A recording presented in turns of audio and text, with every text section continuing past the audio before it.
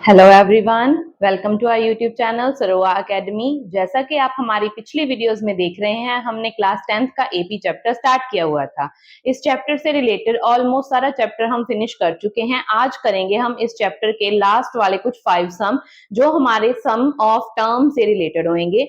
Statement based सम हैं जो हम पिछली वीडियोस में भी कर चुके हैं। आज उनसे कुछ स्टेप अप टाइप के क्वेश्चन हम देखेंगे कि उनको कैसे सॉल्व करेंगे। इसके साथ ही हमारा जो ये चैप्टर है वो सम अप करेंगे हम। कल वाली वीडियो में हम बात करेंगे किसी नेक्स्ट चैप्टर की, किसी नेक्स्ट क्लास की। तो आज की वीडियो देखते हैं। अगर किसी को पीछे वाले किसी भी टॉपिक में कोई प्रॉब्लम है, आपने वो वीडियो देखनी है, तो आपको उसका लिंक जो है वो इस वीडियो के डिस्क्रिप्शन बॉक्स में मिल जाएगा, तो वहां पर जाके आप चेक कर सकते हैं। तो स्टार्ट करते हैं अपनी आज की वीडियो। सबसे पहले हमारे पास है हमारा आज का 6th सम, जिसमें हमें बोला गया है if sum of first n terms of AP is 4n minus n square, what is the first term, sum of two terms, second term and 10th term। देखो हमें क्या बोला गया है, sum of n terms, n terms का जो sum है मतलब Sn, वो हमें कितना गिवन है 4n minus n square. Basically हमें एक जनरल वैल्यू गिवन है सम ऑफ टर्म्स की, उससे हमने क्या है अपना सम जो है प्रोसीड करना है। हमने फाइंड आउट करनी है फर्स्ट टर्म। देखो फर्स्ट टर्म क्या होगी, a होती है, ठीक है। इसके बाद और हमने क्या फाइंड करना है, सम ऑफ टू टर्म्स मतलब S2। और क्या फाइंड आउट करना है, सेकंड टर्म। देन हमने फाइंड आउट करनी है 10th टर्म। ये सारे स्टेप है हमारे। तो देखो सबसे पहले जब हम बात करेंगे फर्स्ट टर्म की, ठीक है, और S1 की, देखो S1 का मीनिंग क्या होएगा, एक टर्म है उसका ही सम करके ऐसा S1 आएगा। तो S1 हमारा A के ही इक्वल होता है, इसमें तो कोई डाउट नहीं है किसी को। अगर ये इसके इक्वल है तो क्या ये वैल्यू S1 की वैल्यू मैं यहां से निकाल सकती हूँ। अगर n की जगह पे हम 1 पुट करें तो S1 तो निकल जाएगा। तो S1 आ गया, या फिर A कह लो, वो कितना आ गया 3। क्लियर। इसके बाद हमने क्या निकालना है, देखो फर्स्ट स्टेप तो हो गया, अब S2 निकालना है। S2 कैसे निकालेंगे, इस इक्वेशन में n की जगह पे 2 पुट कर दो। ये सम बहुत इजी है, कभी कभार देखने को डिफिकल्ट लगता है और कुछ नहीं है। तो S2 भी हमारा क्या आ गया, 4 आ गया, ठीक है। अब S2 का मीनिंग क्या होता है, देखो S2 मतलब क्या होएगा, हमारे पास AP में ना दो टर्म्स हैं, A1 और A2। इन दोनों का जब सम करेंगे तभी हमारे पास S2 आता है। ये बात ठीक है। फर्स्ट टर्म को हम A1 भी बोल देते हैं, A भी बोल देते हैं, क्लियर। तो इसकी जगह पे हम क्या लिख सकते हैं, देखो क्या मैं इसको S1 plus A2 is equal to S2 लिख सकती हूं, कोई प्रॉब्लम नहीं है, क्योंकि A तो हमारा S1 के ही इक्वल है। तो यहां से मैं क्या निकाल सकती हूं, A2 की वैल्यू क्या आएगी, S2 माइनस S1। इतना क्लियर है। अगर आपने S2 माइनस S1 की वैल्यू निकाली तो A2 आ जाएगा। अब S2 भी है S1 भी है, तो निकालो A2 की वैल्यू कितनी आएगी, देखो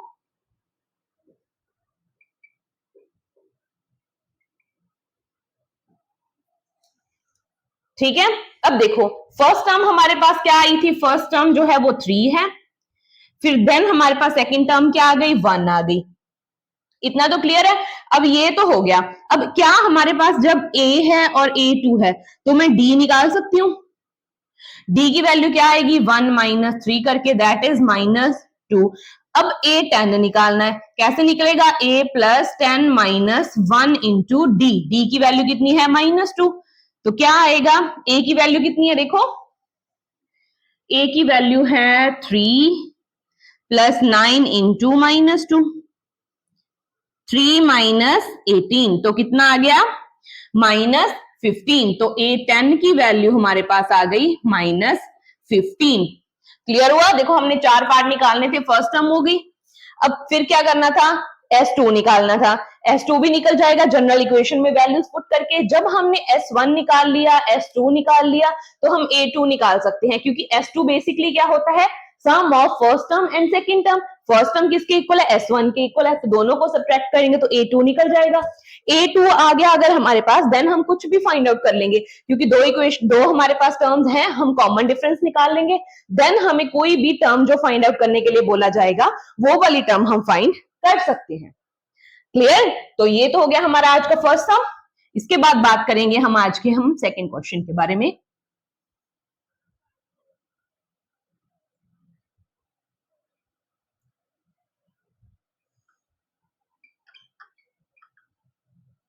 तो इसमें हमने क्या करना है, find the sum of first 40 positive integers divisible by 6। तो देखो जो इंटीजर 6 से डिविजिबल हैं और पॉजिटिव इंटीजर हैं वो कौन कौन से होंगे, देखो 6, 12, 6 का टेबल लिख लो बेसिकली, ठीक है, 6, 12, 18, 24 अप टू सो ऑन, लिखने की जरूरत नहीं है इतना, ठीक है, एपी बन गई। तो देखो इसमें ए की वैल्यू क्या है 6, डी की वैल्यू भी क्या है हमारे पास 6, इन दोनों को सबट्रैक्ट करके देखो 6 ही आएगा। और हमें क्या बोला गया है, फर्स्ट पॉजिटिव इन्होंने बोला है 40 पॉजिटिव इंटीजर्स, है ना, तो 40 पॉजिटिव इंटीजर मतलब n की वैल्यू कितनी है 40 है, इनका हमने सम फाइंड आउट करना है। तो हमने क्या फाइंड आउट करना है S40। तो फॉर्मूला क्या होएगा n/2 2 into A plus n-1 into D. Clear है, तो इसको सॉल्व करो कितना आएगा 20, 6 2 12, 40 में से 1 सब्ट्रैक्ट करो कितना आएगा 39 इंटू 6। अब 39 इंटू 6 करेंगे तो क्या आएगा 9 6 54, 6 3 18, 18 प्लस 5 23, तो ये तो बन गया 234, यहाँ पे कितना है 12, इन दोनों को ऐड करो, जो भी टर्म आएगी उसको 20 के साथ मल्टीप्लाई कर देना, ठीक है। तो 4 प्लस 2 कितना हो गया 6, 3 प्लस 1 हो गया 4, 246। अब इन दोनों की करो प्रोडक्ट, कितना बनेगा 6 2 12, 2 4 8, 8 प्लस 1 9, 2 2 4, और पीछे क्या आएगी 0। तो ये आ गया हमारा 40 टर्म्स का जो है सम हमने फाइंड आउट कर लिया। क्लियर है जी, तो ऐसे क्या बोला गया है, find the sum of odd numbers between 0 and 50। तो देखो 0 है, 0 क्या होता है हमारे पास, 0 को हम ऑड में गिनेंगे या इवन में, देखो 0 जो है वो इवन नंबर होता है, तो ऑड नंबर कहां से स्टार्ट होंगे 1 से, देन 3, देन 5, ऐसे चलेंगे 50 तक जाना है, 50 तो इवन नंबर है, तो फिर 49 क्या आएगा लास्ट नंबर। एपी तो बन जाएगी ऐसे। जब एपी बना ली तो हमने क्या करना है, इसका सम फाइंड आउट करना है, ठीक है। तो ए की वैल्यू क्या है 1, डी की वैल्यू क्या आएगी 3 माइनस 1 करेंगे 2 आ गई, और ए एन की वैल्यू क्या है, लास्ट टर्म कितनी गिवन है 49। क्लियर, तो क्या अब हम इससे एस, पहले तो ए एन वाला फॉर्मूला लगा के एन कैलकुलेट करो, ठीक है। तो क्या आएगा देखो a plus n minus 1 into d. A n तो पता है 49, a की वैल्यू 1, n नहीं पता, और d की वैल्यू है 2। तो ये तो आ गया देखो इधर सब्ट्रैक्ट करके 48, n माइनस 1 इंटू 2, 48 अपॉन 2, तो कितने पे कैंसिल आउट हो गया 24, प्लस 1 हो गया इसमें आके तो 25। देखो n की वैल्यू तो आ गई, मतलब 0 से अगर 50 की बात करेंगे उसके बीच में 25 जो नंबर्स आएंगे वो ऑड नंबर्स आएंगे, ठीक है। तो ये तो बात हो गई। अब हमने क्या करना है, इसका सम फाइंड करना है, मतलब S25 कैलकुलेट करेंगे। तो फॉर्मूला क्या होता है n/2, मतलब 25/2 इंटू 2 इंटू ए की वैल्यू क्या है 1, n माइनस 1 मतलब 25 माइनस 1 इंटू डी क्या है 2। क्लियर है, तो इतना तो हो गया। अब इसके बाद देखो 25 अपॉन 2, अब कैलकुलेशन अब आपके हाथ में है, कोई इतना भी डिफिकल्ट नहीं है, ठीक है। तो क्या होएगा 24 इंटू 2। अब इसको और भी इजी कर लेते हैं, देखो यहां दोनों में से 2 को क्या है कॉमन निकाल दो, बीच में क्या बचा 1 प्लस 24, ठीक है। तो ये तो हो गया। अब इसमें 2 से 2 कैंसिल आउट हो गया, 25 इंटू 24 प्लस 1 25, 25 इंटू 25 कितना हुआ 625। तो ये आ गया हमारे पास, जो हमारी 0 से लेके 50 के बीच में जो भी हमारी ऑड टर्म्स हैं उनका सम करके इतना बनेगा 625। आई होप आपको अच्छे से क्लियर हो रहा होगा। इसमें आपको ज्यादातर ऐसे टाइप के सम ही एग्जाम में देखने को मिलेंगे कि कुछ एपी आपने खुद से बनानी होगी, जैसे यहाँ पे ऑड बोल दिया, एग्जाम में इवन नंबर आ सकते हैं, एग्जाम में प्राइम नंबर्स आ सकते हैं, तो कर लोगे ना। तो ऐसा करके एपी आपको बनानी आनी चाहिए, ठीक है जी। सम को सॉल्व करना कोई इतना भी डिफिकल्ट नहीं है। इसके बाद आज के लास्ट दो सम जिनको हम डिस्कस करेंगे, हाँ जी, सम नंबर 9। इसमें बोला गया एक स्पाइरल है जो क्या है, सेमी सर्कल से फॉर्म हुई है, ठीक है, और उसका जो रेडियस है, सारे जो सेमी सर्कल्स हैं उनमें से सबसे फर्स्ट वाला जो सेमी सर्कल है उसका रेडियस है 0.5 सेंटीमीटर, देन 1, देन 1.5, देन 2, ऐसे अप टू सो ऑन वो चलेगा। तो आपने बताना है कि वो जो स्पाइरल जिससे सेमी सर्कल्स बने हुए हैं उसकी टोटल लेंथ कितनी होगी। 13 सेमी सर्कल है। देखो अगर ड्रॉ की अगर हम बात करें डायग्राम कैसी होगी, देखो ऐसे करके कोई स्पाइरल है,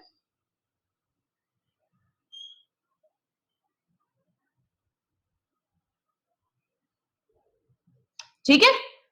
तो आपने क्या बात करनी है, ऐसे ना हमारे पास 13 स्पाइरल्स बने हैं। जो सबसे ये फर्स्ट वाला स्पाइरल है, इसका जो ये जो सेमी सर्कल है ना ये वाला, उसका हमें रेडियस गिवन है, देन सेकंड वाले का गिवन है, then third, then fourth, up to so on, ऐसे करके क्या है आपकी सीरीज चल रही है। तो सबसे पहले अगर मैं बात करूं रेडियस फर्स्ट वाले की, वो कितना है 0.5 centimetre, then radius second 1 centimetre. ये 0.5 को क्या मैं 1/2 सेंटीमीटर लिख लूं, ऐसे ही R3 को मैं 3/2 सेंटीमीटर, R4 को हम 2 सेंटीमीटर लिखेंगे। क्लियर है जी। देखो अगर हम बात करें स्पाइरल की टोटल लेंथ की, ठीक है, टोटल लेंथ कैसे फाइंड करी जा सकती है। सर्कल की अगर लेंथ फाइंड करने को बोला जाए तो उसका क्या निकालना होता है, सर्कमफेरेंस होता है ना, जो उसका सर्कमफेरेंस होएगा वो सारी उसकी क्या है बाउंड्री या लेंथ की बात करेगा, है ना। पर हमारे पास यहाँ पे क्या है, सर्कल नहीं है, सेमी सर्कल है। अब सर्कल का सर्कमफेरेंस कितना होता है 2πr। अब क्योंकि यहां पे क्या है सेमी सर्कल है तो उसका सर्कमफेरेंस क्या होएगा, सर्कल के सर्कमफेरेंस का हाफ, दैट इज πr। तो सबसे पहले आपने क्या करना है, देखो पहले पूरा मेथड समझ लो उसके बाद सॉल्व तो कर ही लोगे। तो आपने क्या करना है, सारे के सारे जितने भी सेमी सर्कल्स हैं उनका आपने क्या कर लेना है, सर्कमफेरेंस फाइंड आउट कर लेना है, ठीक है। अगर आपने सबका सर्कमफेरेंस फाइंड आउट कर लिया तो टोटल तो 13 सर्कल्स हैं सेमी सर्कल्स, उन सारे जो सेमी सर्कल्स का सर्कमफेरेंस आया है उनको ऐड अप करेंगे तो आप टोटल लेंथ जो है वो इसकी फाइंड आउट कर लोगे। तो ये आपका सम है, ठीक है। तो सबसे पहले तो आप फर्स्ट वाला जो सर्कल है, सपोज करो ये फर्स्ट वाला है, फर्स्ट वाले सर्कल का सर्कमफेरेंस अगर मैं निकालूंगी सेमी सर्कल का, वो कितना आएगा पाई इंटू R1। पाई को अभी पाई रखो यहां पे, मतलब वैल्यूज पुट करके सॉल्व करने की जरूरत नहीं है, लास्ट में देखेंगे एक ही बारी में पुट हो जाएगी, ठीक है।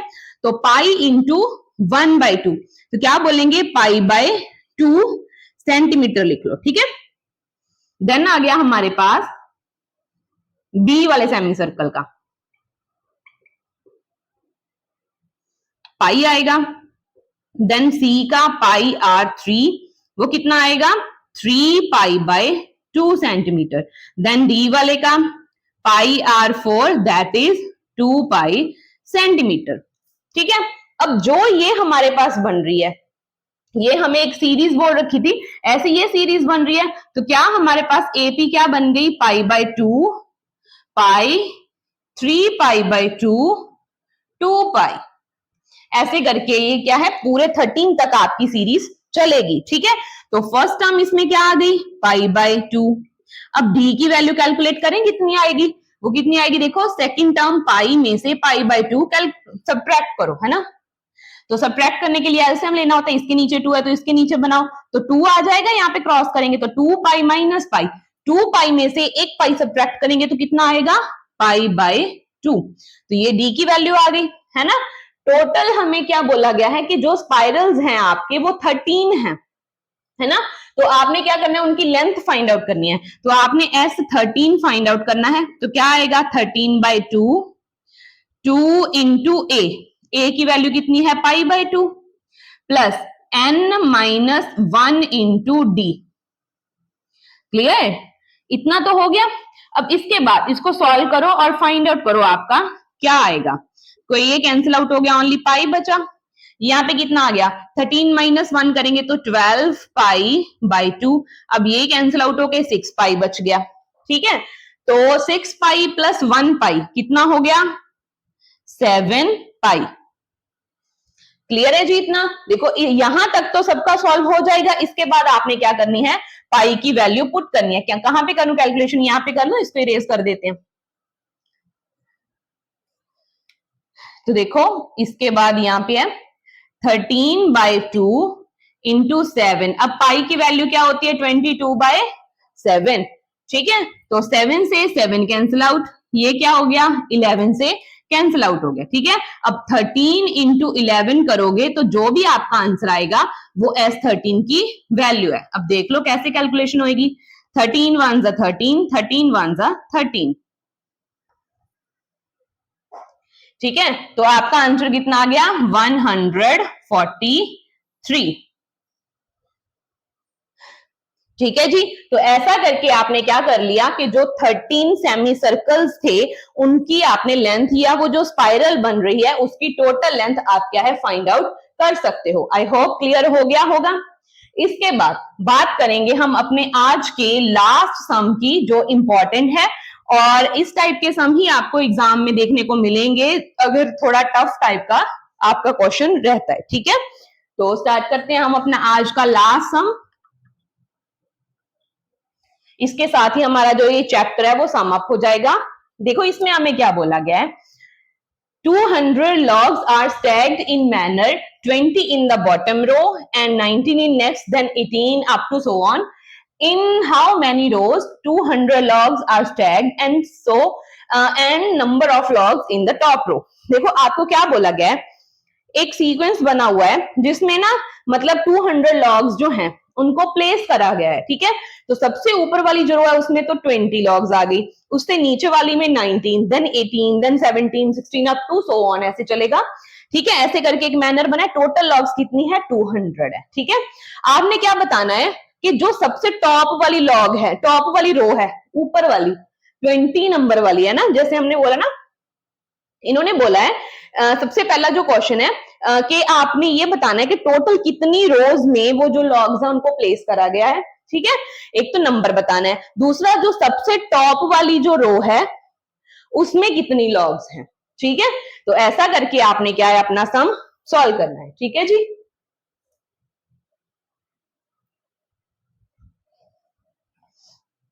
तो स्टार्ट करेंगे। सबसे पहले देखो हमारी सीरीज कैसे स्टार्ट हो रही है, देखो 20 है, then 19, then 18, then 17 up to so on, ऐसे करके सीरीज बनेगी। अब इसमें a की वैल्यू तो है 20, d की वैल्यू क्या है -1 आ गई अगर कैलकुलेट करेंगे तो। ठीक है, अब ये टोटल लॉग्स जो दी गई हैं वो Sn की वैल्यू है। ठीक है, 200 लॉग्स हमें गिवन है।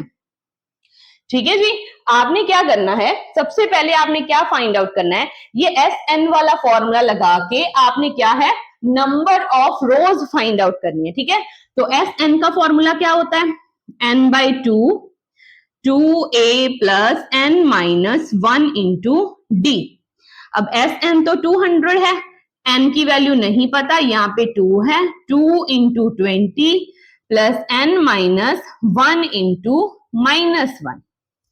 क्लियर, तो इसके बाद क्या करेंगे, देखो इसको सॉल्व करो। ये तो बन गया 400, यहाँ पे बचा only n, 2 into 2 4 that is 40।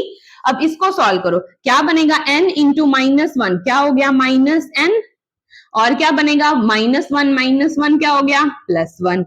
इसके बाद जो ये हमारे पास है 40 + 1 तो हो गया 41, -n इंटू n इंटू 400। अब इसको सॉल्व करो, 400 इज इक्वल्स टू, ये n अंदर मल्टीप्लाई हो जाएगा, यहाँ पे क्या हो जाएगा n²। अगर देखोगे तो ये क्या बन रही है, एक क्वाड्रेटिक इक्वेशन बन रही है। देखो n² -41n plus 400 equals to 0। अब इस क्वाड्रेटिक इक्वेशन को अगर आप सॉल्व कर लेते हो फिर आपके पास क्या बनेगी, जो n की वैल्यू है वो कैलकुलेट हो जाएगी। n मतलब कितनी रोज में आपने क्या है इन लॉग्स को क्या किया गया है, इनको स्टैक किया गया है, ये प्रेजेंट है वो आप फाइंड आउट कर सकते हैं। ठीक है जी, अब इस इक्वेशन को सॉल्व कैसे करें, कोई भी दो ऐसे नंबर सोचो जिनको मल्टीप्लाई करके कितना बने 400, अगर उन दोनों नंबर्स को ऐड या सब्ट्रैक्ट करें तो 41 बने, वो भी -41। ठीक है, तो सोचो कौन से दो नंबर हो सकते हैं। ठीक है, तो स्टार्ट करें। तो कौन से दो नंबर लूं मैं? कौन से दो नंबर हो सकते हैं, सोचो।